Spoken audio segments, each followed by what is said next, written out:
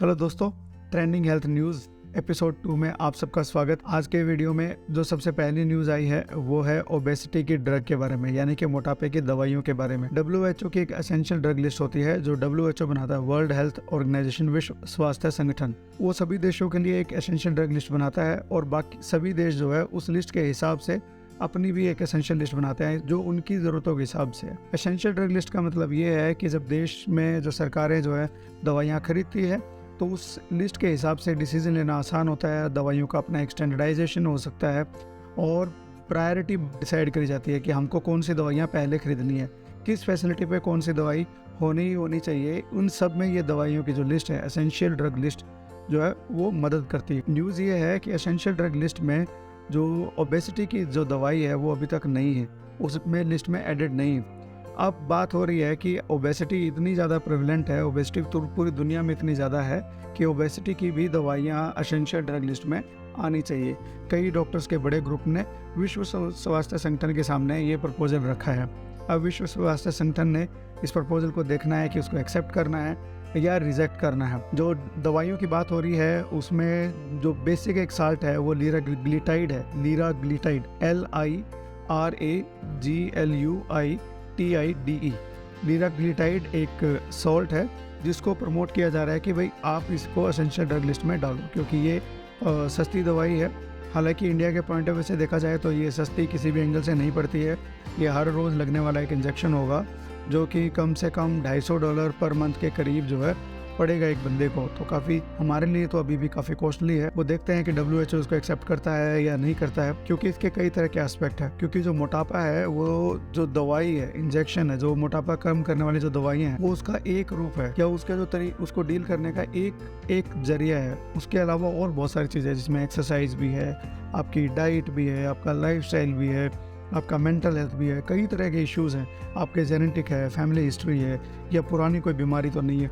वो कई तरह की चीज़ें हैं जिसके हिसाब से ओबेसिटी को कंट्रोल किया जाता है। दवाइयाँ अकेला एक शस्त्र नहीं है जिसके ज़रिए हम लोग ओबेसिटी को कंट्रोल कर सकते हैं। एक ग्रुप का ये भी मानना है कि अगर ओबेसिटी की दवाइयाँ होंगी तो ओबेसिटी बहुत ज़्यादा प्रेवलेंट है, तो हो सकता है कि जितनी सारी ऑप्शन हमारे पास में पहले हम ट्राई कर रहे हैं उसके साथ में एक और चीज़ को ऐड कर दिया जाए। इस ग्रुप जो दवाई है, जो मेजर इसका जो दवाई जो ब्रांड नेम से आ रही है वो सेक्सिंडा करके नाम से है दवाई। उसके अलावा इसी ग्रुप की एक और दवाई है विगोवी, जिसको मैंने कुछ दिन पहले एक वीडियो बनाया था कि ये इंजेक्शन हफ्ते में एक बार लगता है। सो काफ़ी इफ़ेक्टिव दवाई बताई जा रही है। But as far as countries जो इंडिया जैसे कंट्री है या लो इनकम कंट्री है, मिडिल इनकम कंट्री है, उनके लिए तो बहुत मुश्किल है इन दवाइयों को इस लेवल पे लोगों के लिए भेजना। हाँ, अगर कंपनीज़ और गवर्नमेंट के साथ मिलके कुछ सस्ते तरीके से या जेनरिक फॉर्म अगर अवेलेबल करवाए तो इसके बारे में बात हो सकती है। बट अभी फ़िलहाल के लिए देखते हैं कि WHO क्या डिसाइड करता है इन दवाइयों को लेके। अगली न्यूज़ है कोरोना के बारे में। कोरोना के पिछले 24 घंटे में 2100 से ज़्यादा केसेस पॉजिटिव आ चुके हैं। पॉजिटिविटी रेट भी बढ़ रहा है।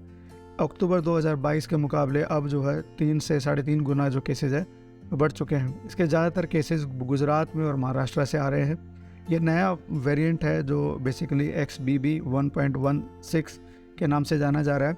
और इसके अगर ज़्यादातर केसेस की बात करी जाए तो जो ओपिनियन है एक्सपर्ट्स का भी और जो दिख भी रहा है कि हम लोग थोड़े से ज़्यादा केयरलेस हो गए हैं, ये सोच के कि कुछ होना जाना तो है नहीं सब ये, तो वो सही एटीट्यूड नहीं है। क्योंकि हो सकता है आपको कुछ ना हो और आपको भी पता है, हमें भी पता है कि बहुत सारे लोगों को दिक्कत नहीं होती है, लेकिन जिनको दिक्कत होती है उनको इन्फेक्शन हम लोगों की तरफ से ही ट्रांसमिट होके जाएगी। तो इसलिए आपकी फैमिली में कोई क्रोनिक मॉर्बिडिटी का पेशेंट है या बुज़ुर्ग है या बच्चा है जिसको कोई प्रॉब्लम है या फिर कोई प्रेग्नेंट फीमेल है, तो उनको आपकी वजह से इन्फेक्शन हो सकती है। तो वो तो आप भी नहीं चाहोगे कि आपके घर में आपकी वजह से इन्फेक्शन हो। तो इसलिए आप बाहर ट्रैवल कर रहे हैं, मूव कर रहे हैं, तो कोशिश करें इन चीज़ों को थोड़ा सा केयरफुल रहने के लिए। ज़्यादा क्राउडेड प्लेस पे ट्रैवल ना करें, विजिट ना करें, और अगर कर रहे हैं तो थोड़ा सा प्रिकॉशन रखने की ज़रूरत है, क्योंकि अभी तक किसी भी तरह का रिस्ट्रिक्शन तो है नहीं। सो हमें वेट नहीं करना चाहिए कि रिस्ट्रिक्शन लगेगी तभी हम ज़्यादा ध्यान देंगे। सो कोशिश करिए कि अभी ही से ही हम लोग थोड़ा प्रिकॉशन लेना शुरू करें, एक्वेंट होना शुरू कर जाएँ, तो ज़्यादा बढ़िया रहेगा हम सब के लिए।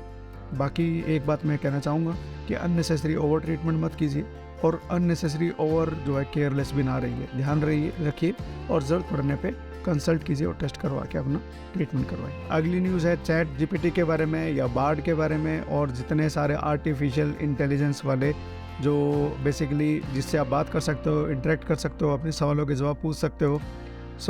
इन सब के बारे में है, और इसके लिए 1000 से ज़्यादा 1000 के करीब लोगों ने एक लेटर लिख के दिया है गवर्नमेंट को कि अलग अलग जगह पे कि भैया आप इसके लिए आप वो करिए कि इस पर थोड़ा कंट्रोल करिए, सोसाइटी के लिए बहुत ज़्यादा नुकसानदायक है। इसका एक सेफ्टी प्रोटोकॉल होना चाहिए, इसके लिए साइबर अटैक, साइबर क्राइम के लिए इसका यूज़ हो सकता है, पॉलिटिकल डिसरप्शन और कई तरह की प्रॉब्लम उन्होंने जताई है जो सोसाइटी के लिए सही नहीं है, क्योंकि इसकी वजह से प्रॉब्लम हो सकती है, ऐसा उनका मानना है। आर्टिफिशियल इंटेलिजेंस जो है इस जैसे हमारी लाइफ को बेहतर करता है, उसी तरह इसके कुछ नेगेटिव इम्पैक्ट भी है, जिसके बारे में वो ज़्यादा वरीड है कि एक बार इसको 6 महीने का पॉज लगा देना चाहिए ताकि इसका एक सेफ्टी प्रोटोकॉल बनाया जाए और उसके अकॉर्डिंगली ही इन सब चीज़ों को बनाया जाना चाहिए ताकि सोसाइटी को प्रॉब्लम ना हो या सोसाइटी में डिसरप्शन ना हो। सो द पॉइंट इज़ कि अब ये होगा या नहीं होगा वो तो समय की बात है, और इस ग्रुप में जो है एलोन मस्क भाई साहब भी हैं और वो अब इस चीज़ के पीछे पड़े हुए हैं, तो देखते हैं क्या होने वाला है। ऐसा अगर मैं पब्लिक हेल्थ के पॉइंट ऑफ व्यू से बताऊँ तो आर्टिफिशियल इंटेलिजेंस का बहुत ज़्यादा ह्यूज स्कोप है हेल्थ को इम्प्रूव करने के लिए। मैं उनकी बात नहीं करूँगा कि उसके क्या क्या नुकसान हो सकते हैं, क्योंकि फ़िलहाल जो मुझे दिख रहे हैं जो चीज़ें जो मैं उन फ़ायदे की बात समझता हूँ कि लोगों का डायग्नोसिस बनाने के लिए या लोगों को इन्वेस्टिगेट करने के लिए, लोगों की हिस्ट्री से अंदाज़ा लगाने के लिए, फिर जितना भी डाटा अवेलेबल है हेल्थ के रिलेटेड किसी भी इंसान का, तो ये आइडिया बनाना कि उसको क्या प्रॉब्लम हो सकती है, कैसे उसको डील करना है। बहुत सारी चीज़ों का बहुत ही पॉजिटिव स्कोप है और आम पब्लिक की रीच में पहुंच गया है, तो फ़ायदे के साथ में कई नुकसान भी होंगे, तो उनको एड्रेस करने के लिए ये ग्रुप चाह रहा है कि इसके लिए सेफ्टी प्रोटोकॉल्स बनाए जाए। क्योंकि आप सब भी आए दिन सुनते रहते होंगे चैट जीपीटी ने ये जवाब दिया, चैट जीपीटी ने वो जवाब दिया। ये सब चीज़ें हैं इंपॉर्टेंट, तो उसके ऊपर ये एक इम्पॉर्टेंट न्यूज़ थी जो आपको पता होनी चाहिए। अगली एक ट्रेंडिंग न्यूज़ है जो इंडिया में भी ट्रेंड हो रही है और जो अमेरिका में भी ट्रेंड हो रही है। बेसिकली एंटी एजिंग जो स्किन है, यानी कि आपकी स्किन जो है बूढ़ी ना दिखे, उसके लिए क्या क्या किया जाना चाहिए। उसके लिए बहुत सारे प्रोडक्ट्स को मेंशन करते हैं कि रेटिनॉल हो गया, हाइलुरोनिक एसिड हो गया, उसके अलावा विटामिन सी हो गया। ये जो है आपका जो स्किन है उसको बूढ़ा होने से रोकती है। जो रेटिनॉल होता है वो आपकी स्किन के ऊपर जो डेड स्किन को वो रिमूव करती है और नई स्किन डेवलप होती है, और जिसकी वजह से कोलेजन बेसिकली वो चीज़ होता है जो आपकी स्किन के नीचे के हिस्से में होता है और वो उसको सपोर्ट करके रखता है। जब कोलेजन की सपोर्ट बनी रहती है तो स्किन सही रहती है। जब वो सपोर्ट टूटने लगती है तो फिर आपकी स्किन पे रिंकल बनना शुरू होते हैं और फिर आपकी स्किन पे झुर्रियाँ और लाइनें पड़ना शुरू हो जाती है। इसी कोलेजन को मेंटेन करने में रेटिनॉल हेल्प करता है और ऊपर वाली जो स्किन की लेयर है उसके जो डेड सेल्स को तोड़ता रहता है और नए सेल्स बनते रहते हैं, तो उसको भी रिन्यू करता रहता है, जिसकी वजह से आपको एंटी एजिंग इफेक्ट मिलता है। हाइलुरोनिक एसिड जो होता है वो भी हमारी स्किन का एक कंपोनेंट होता है। वो हमारे स्किन का हाइड्रेशन मेंटेन करने के लिए हेल्प करता है ताकि स्किन आपकी ग्लोइंग रहे और उसका ट्रिगर प्रेशर जो है वो सही से मेंटेन रहे। लेकिन जैसे जैसे एज बढ़ती है तो हाइलुरोनिक एसिड कम हो जाता है, तो उसको मेंटेन करने के लिए हाइलुरोनिक एसिड होता है। तो कई स्किन प्रोडक्ट के अंदर हाइलुरोनिक एसिड भी होता है जो आपके लिए काफ़ी हेल्पफुल हो सकता है। विटामिन सी जो है, जो हमारी जो स्किन के नीचे जो कोलेजन होता है उसकी सपोर्ट जो होती है उसको, कोलेजन की फॉर्मेशन को इम्प्रूव करता है विटामिन सी। और जो हमारी बॉडी के अंदर बहुत सारी प्रोसेस चलती रहती है उसके अंदर फ्री रेडिकल्स डेवलप होते हैं जिसको लोग साइंटिफिकली ऑक्सीडेटिव स्ट्रेस बोलते हैं, उसको कम करने का काम करता है। यानी कि फ्री रेडिकल्स को मारने का काम, ख़त्म करने का काम विटामिन सी करता है। ये मोटे मोटे तौर पे वो चीज़ें हैं जो आपकी स्किन को इम्प्रूव करने में हेल्प करता है। बट इसके बारे में जो एक्सपर्ट्स का जो दो सबसे इम्पोर्टेंट कॉम्बिनेशन जो बताते हैं वो एक है रेटिनॉल और एक है विटामिन सी। रेटिनॉल जो ऊपर की स्किन को आपकी डेड सेल्स को बाहर निकालेगा, नए को ग्रो करने में मदद करेगा, और विटामिन सी है फ्री रेडिकल्स को भी मारेगा और आपके कोलेजन्स को भी इम्प्रूव करेगा। ये एक इम्पॉर्टेंट एस्पेक्ट है। इसके अलावा एक बहुत इम्पॉर्टेंट चीज़ ये है सनस्क्रीन। जो जितनी भी ज़्यादा एजिंग होती है स्किन की, उसको बहुत बड़ा उसका परसेंटेज जो है वो बोला जाता है कि जो आपकी जो रिंकल्स आते हैं ये सब, उसमें जो है सन की वजह से जो आपकी फेस पे जो प्रॉब्लम आती है वो का काफ़ी बड़ा रोल होता है। तो इसलिए सनस्क्रीन लगाना काफ़ी इफ़ेक्टिव माना जाता है अगर आपको अपनी स्किन को जो है एंटी एजिंग जो है रखना है, यानी कि बूढ़ा होने से बचाना है या उस झुर्रियाँ उसको ख़त्म करना है। अब है कि मेरा पर्सनल टेक क्या है इसमें। You should take care of your skin आपको अच्छे से उसका हाइड्रेशन मेंटेन रखना चाहिए, वाटर इनटेक अच्छा रखना चाहिए, फ्रूट्स एंड सैलड्स आपकी डाइट में अच्छे खासे होने चाहिए, और आपको ज़्यादा से ज़्यादा कोशिश करनी चाहिए कि प्रोसेस्ड फूड आपकी डाइट में ना हो। होम कुक्ड फूड खाइए, जितना पॉसिबल हो सकता है होम कुक्ड फूड खाइए, वाटर मेंटेन रखिए, एक्सरसाइज कीजिए। यही है बेसिक चीज़ें जो आपको इन चीज़ों से प्रिवेंट करेगी। हाँ, डेफिनेटली सन का जो ओवर एक्सपोजर होगा उसकी वजह से आपको जो है स्किन पे इफ़ेक्ट पड़ेगा, तो उसके लिए आप सनस्क्रीन लगा सकते हैं। वो कई तरह की होती है, जो आपकी चॉइस है। देख लीजिए कि जिस तरह का सन आपके एरिया में निकलता है उसके लिए वो इफ़ेक्टिव है भी या नहीं है। तो पढ़ेंगे, ध्यान से समझेंगे तो आपको पता लग जाएगा। हम भी कभी मौका लगेगा तो इस पर वीडियो बना देंगे, क्योंकि सनस्क्रीन भी बहुत टाइप की होती है। कोई ऑयल बेस्ड होती है, किसी में कुछ होता है, किसी में कुछ होता है। कोई ज़्यादा क्लेम करती है तो उसके अंदर कुछ ऐसी चीज़ें होती है जो आपको लंबा टाइम पे नुकसान पहुंचा देती है। तो कभी मौका लगेगा तो इस पर हम वीडियो बनाएंगे। अगली बहुत ही इंटरेस्टिंग न्यूज़ है, ये भी यूएस में ट्रेंड हो रही है कि जो टर्मेरिक है, वाइल्ड हल्दी है, वो काफ़ी ज़्यादा बेनिफिट देती है आर्थराइटिस के लिए। जॉइंट में होने वाली इन्फ्लेमेशन से हल्दी काफ़ी इफ़ेक्टिव होती है। इसके अंदर एक एंटी इन्फ्लेमेटरी एजेंट होता है जिसका नाम करक्यूमिन बोलते हैं, और करक्यूमिन काफ़ी ज़्यादा इफ़ेक्टिव होता है। हमारे ब्रेन को भी स्मूथ रखने के लिए, शांत रखने के लिए काफ़ी हेल्पफुल होता है। एंटी इन्फ्लेमेटरी एक्टिविटीज़ इसकी इतनी होती है, आपके जॉइंट पेन को रिलीफ मिलता है, आपके इम्यून सिस्टम को बूस्ट करता है। आपके अगर पहले जख्म है, जैसे हमारे जो बुज़ुर्ग हैं आज भी जो है दूध में हल्दी डाल के पिलाते हैं ताकि आपके वूंड्स जो हैं, जो जख्म है, वो जल्दी हील हो जाए। और जो एक आज जिस चीज़ की वजह से ये न्यूज़ ट्रेंड हो रही है वो है कि लीवर डिटॉक्सिफिकेशन।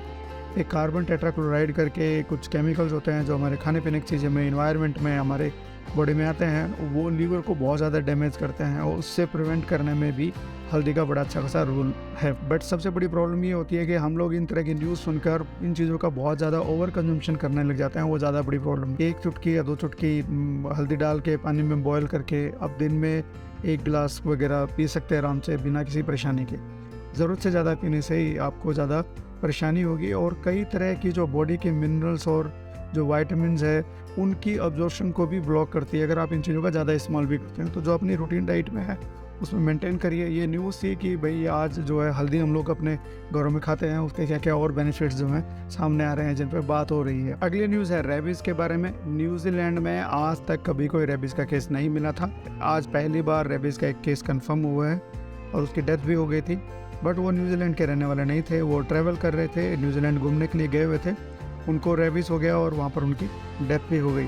न्यूजीलैंड ने कंफर्म किया है कि हमारे कंट्री का जो रेबीज़ फ्री स्टेटस है, क्योंकि न्यूजीलैंड जो है रेबीज़ फ्री कंट्री माना जाता है, रेबीज़ फ्री कंट्री है इनफैक्ट, क्योंकि न्यूजीलैंड जो है किसी भी दूसरे देश के साथ में मतलब धरती का जो है शेयरिंग नहीं करता, यानी कि पानी है चारों तरफ, तो इसलिए दूसरे जगह से आने वाले एनिमल्स, जो इन्फेक्टेड एनिमल, उन पर कंट्रोल किया जा सकता है। और कोई जब बाहर से आता है तो बहुत ही स्ट्रिंजेंट और बहुत स्ट्रिक्ट उनके रेगुलेशन होते हैं। कोई एनिमल भी अगर कोई आता है या कोई लेके आता है तो बहुत स्ट्रिंजेंट है रूल होते हैं, उसके क्वारंटाइन करके रखा जाता है, उसके बाद में उनको सौंपा जाता है पूरा चेक करने के बाद में।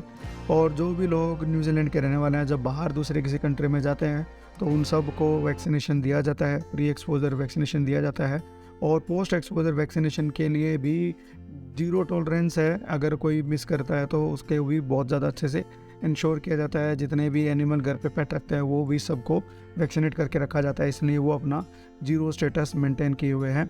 ये एक ट्रैवलर थे, हालांकि न्यूजीलैंड ने उनका जो आइडेंटिटी और कौन से कहाँ से आए थे उसके बारे में कुछ बताया नहीं है। ये एक इम्पॉर्टेंट न्यूज़ थी जो मुझे लगता है आपको बतानी चाहिए। न्यूजीलैंड में क्यों है रेबीज़ के केस नहीं है, इसके बारे में हम एक वीडियो बनाएंगे ताकि आप उस चीज़ को समझ सकें कि कैसे कोई कंट्री काम करता है। तो मेरी तरफ से आज इतनी ही न्यूज़ थी, तो उम्मीद करता हूँ कि आपको ये कंसेप्ट जो है अच्छा लगा होगा। ये जो भी न्यूज़ है, मैं ज़्यादातर न्यूज़ जैसी आती है वैसे मैं आपको बताने की कोशिश करता हूँ। बहुत सारी ऐसी न्यूज़ भी आती है जो नेगेटिव भी होती है, और बहुत सारी न्यूज़ आती है जो दिखने में बहुत पॉजिटिव होती है, बट उसका आपके लिए कोई ज़्यादा बेनिफिट नहीं है at this point of time, क्योंकि किसी ने एक छोटी सी रिसर्च करके कुछ बोला कि ये वाली चीज़ बहुत बेनिफिशियल है, तो मैं उन चीज़ों को अवॉइड करता हूँ। क्योंकि जब तक कोई स्ट्रिंजेंट रिसर्च नहीं होती, स्ट्रिक्ट रिसर्च नहीं होती, बहुत सारे लोगों में नहीं होती, और उसके बाद एनिमल रिसर्च नहीं हुई होती उस चीज़ के ऊपर, तो पूरी रिसर्च के बाद में ही वो चीज़ जब लोगों को यूज़ करने के लिए दी जाए तो ज़्यादा बढ़िया है। उसके लिए पहले से ही अननेसेसरी सस्पेंस क्रिएट करने के लिए, हाइप क्रिएट करने में क्यों कंट्रीब्यूट करना। तो मैं कोशिश करता हूँ कि ऐसी चीज़ों को हाइप देने में कंट्रीब्यूट ना करूँ। तो दोस्तों खुश रहिए, मस्त रहिए। इन सब न्यूज़ के बारे में आपका क्या ओपिनियन है? आपको क्या लगता है? कोई सवाल है तो हमसे सवाल पूछिए।